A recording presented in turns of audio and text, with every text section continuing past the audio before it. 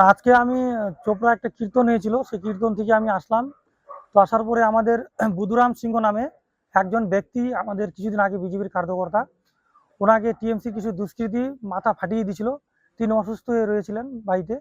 তাকে আমি 8:30 নাগাদ দেখতে যাই তার বাড়ি, এবং ফেরার পথে আমাদের চন্দন সরকার ওনার রামকৃষ্ণ আইভিএফ সেন্টার, মা হওয়ার স্বপ্ন পূরণ। নির্ভরযোগ্য চিকিৎসা এখন আপনারই শহরে, জীবন রেখা হসপিটাল। বাড়িতে আমি ওনার সাথে একটু দেখা করি।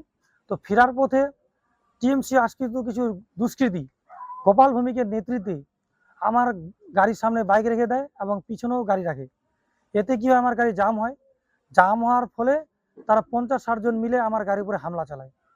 এই হামলাতে আমার গাড়ি পিছনে আগে সব ভেঙে দিয়েছে তারা। কিন্তু তারা ভাবছে যে এটা করে তারা হয়তো শঙ্কর অধিকারীকে ভাবছে যে ভয় দেখাবে, সেটা যে তারা একবার ভুলে যায়।